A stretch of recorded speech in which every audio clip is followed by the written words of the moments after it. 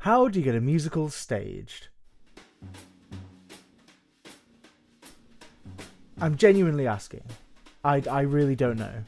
I have no idea. And it's one of those things where I see loads of videos where people talk about writing musicals, but so very often they actually forget the whole thing of you actually have to put it on a stage with actors. Like, it has to exist in the world. I mean, the real answer is loads of money, but I don't have that. So I'm hopefully going to try and work through this problem with you guys.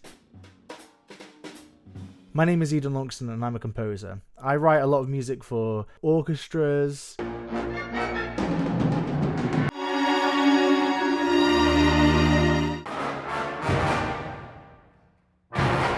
and jazz,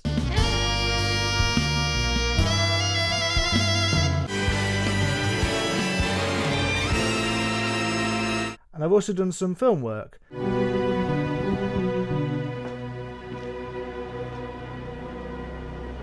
But I'm currently working on 2 musicals that I'm hoping to stage ASAP. The first is a song cycle called Songs from the Edge of the Void, which is sort of a collection of songs of people from different times and different places who had to stand near the void and confront demons and work through things. The other is an adaptation of Steve Hollyman's Larry's. Steve's a good friend of mine. We're from the same hometown. Stoke-on-Trent. Oh yeah, to Stoke-on-Trent. Up the Potters, I guess. I don't know. I don't really follow football. I'm currently writing loads of music. I've got loads of songs for both of the shows, and we've got a script pretty much locked on Larry's. But how do you actually get it staged? Everyone talks about like trying to find investors. Where are they?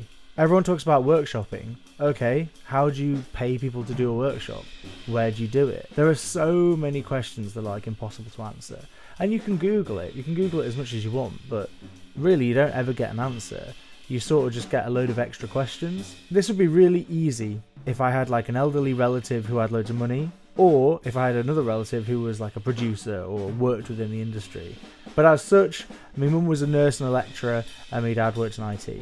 So, got nothing. Got no in at all to this thing. I play a lot of musical theatre. I'm also a drummer. It's difficult when it comes to actually staging a show. How do you go about staging a show? I don't have the answers. This video is not the answers. This video is not a here's how you do it. And I kind of hate the videos that are like that. You know, when you see videos of people saying things like, this is how you write a musical, and this is, you know, what we need to do to get a musical, you know, blah, blah, blah, blah, blah. Okay? So I'm hopefully going to upload loads of videos of me writing material, talking about material, workshopping. I'm not in a writing duo in terms of like, so I don't write the music, someone else writes the lyrics or anything. I write the music and lyrics, but theatre is inherently collaborative. I need to create material, and then I need to pass it off to a director and to a choreographer and to a musical director. Those people will shape the material. When you go and see a revival of a show, that revival is done through a new lens with a new director, new choreographer, new musical director, and you can see how much that changes the material. If you go and see Jamie Lloyd's Evita, that's so completely different from previous versions of Evita. It's through a completely different lens, to the point where it's almost a completely different show, which shows you how much of an effect those people have on the material. I know that it's a collaborative process, and I'm on the look for people, and I've got people, you know, Steve is helping me write Larry's, he's writing the book for it.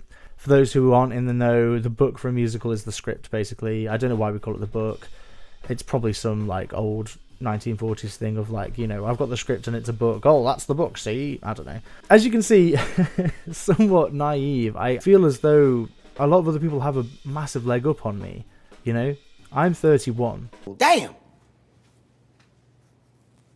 I'm sorry. And I started writing both of these shows last year, maybe the year before.